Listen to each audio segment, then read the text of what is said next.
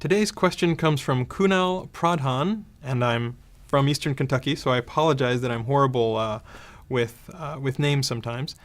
The question is, Google crawls site A every hour and site B once in a day. Site B writes an article. Site A copies it, changing the timestamp. Site A gets crawled first by Googlebot, whose content is original in Google's eyes and will rank highly. And if it's A, then how does that do justice to site B? So I could get into a lot of really interesting stuff about how to crawl the web. You know, if you really want to know about a signal, the Nyquist rate says you want to sample at 2 times that frequency, but the fact is you can always change a web page. So the whole idea, the conception of being able to crawl the entire web and having a perfect copy at every instant is a little bit flawed, because at any time we can only go and fetch a certain finite number of pages. If we tried to fetch them all, and our architecture could almost support that, then the web might crash from all of those requests. And we try to crawl in a relatively polite way. We also try to prioritize based on things like the page rank of a particular page, or maybe a site might have a lot of page rank. So the question is essentially, if A is getting crawled a lot, but the original article starts on B, what if A rips off B? Well, there are ways that you can help to guard against that. So for example, if you do a tweet, people will see it, people may link to it, and we may follow those links faster than we'll discover it on the other site.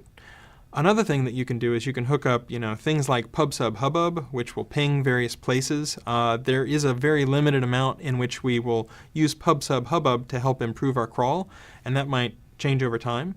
And that's a great way to sort of asynchronously say, hey, there's a new article or there's a new blog post. But let's go ahead and play with this hypothetical scenario. If A has copied your article and changed the timestamp, that's a little bit deceptive. It's as if they are claiming that they have written it.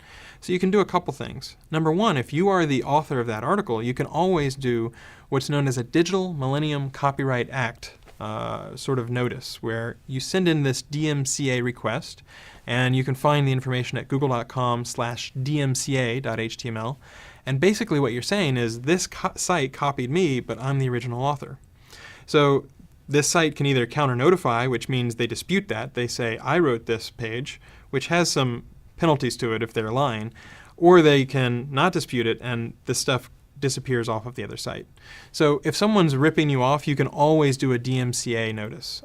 You can also, for example, if it's an auto-generated site and they're ripping off or scraping a bunch of people, you can also do a spam report, because that's not a high-quality site. That's not the sort of thing that we want to have within our index. But let's just play it all the way out to the corner case. It is in theory possible that we will find an article on one site before we find it on the other site. And so, it is definitely the case that we try hard to find out who's the original creator of a particular piece of content, but I wouldn't claim that we're perfect. We do as much as I can think of to try to figure out what are the ways that people can indicate that they wrote the content. And in fact, in Google News, we just introduced a couple new tags almost as an experiment to see how well it works, to sort of say, here's the original author of this content. So there are approaches that we're exploring to sort of figure out if there are other ways to do that, but at least for the time being, in theory, it is possible to have an article. In practice, it tends to not happen that often, and you do have ways that you can get around that, or ways that you can take action, from a DMCA request all the way up to a spam report. Hope that helps.